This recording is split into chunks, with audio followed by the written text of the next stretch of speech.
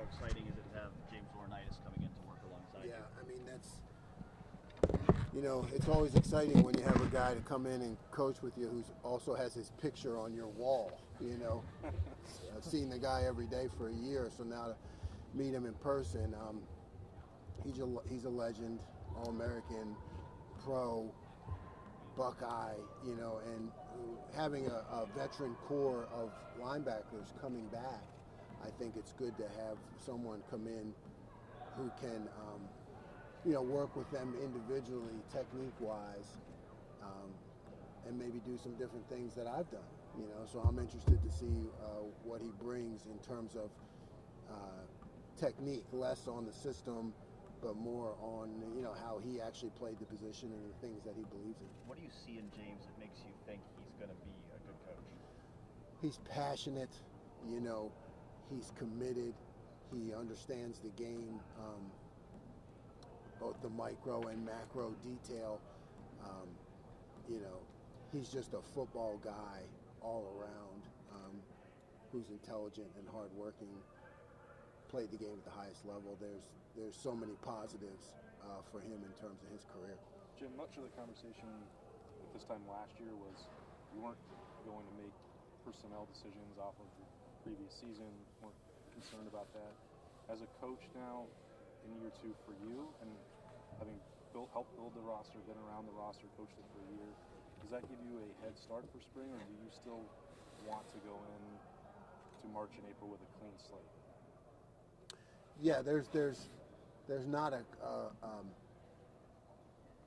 there's film, there's video now. Yeah. You know what I mean? And there's that's what we're spending our time going through right now. Initially, even before we move on to talk about the system and where we want to go with it, we're talking about each player individually, because you can pull their plays, right, and you can look at their strengths and weaknesses. So now that I have a year under a belt, my job is to say, okay, with the guys we have coming back, what do they do best? And talk about those things. It's not that what I know, but it's what they do best. And now we have video to look at.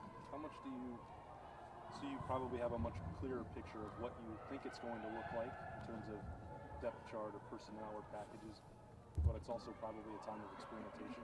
What's the balance between those two? How much experimenting would you want to do over those 15 practices? Yeah, I think the experimentation part of it, which is always fun for guys who are creative to do, probably about 25%. I think we'll want to look at some things, some ideas that I have in spring,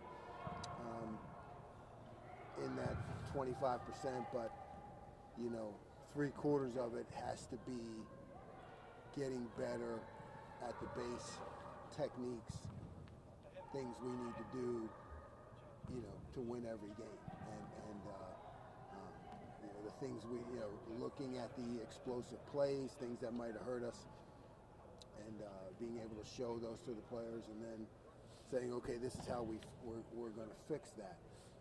Not necessarily with a call or a creativity, because I like that, and I put a lot of onus on myself to do that.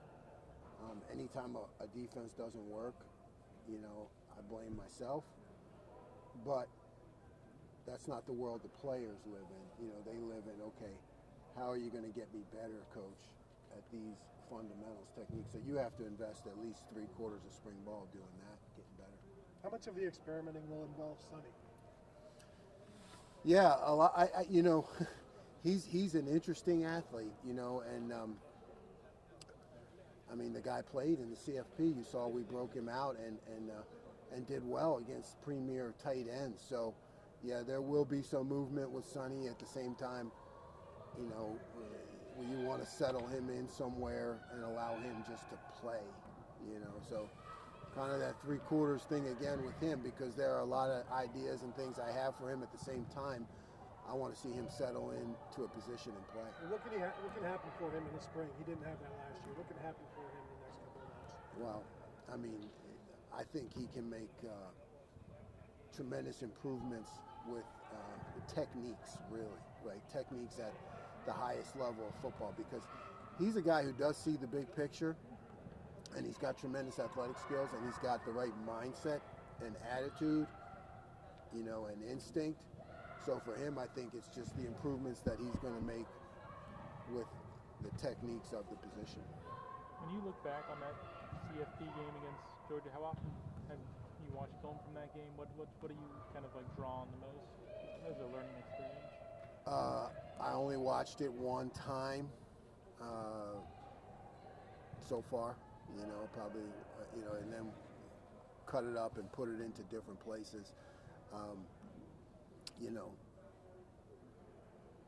Positives, obviously, in that the adjustments we made, the things we did in the third quarter, that show me and that can show our guys that we can have a defense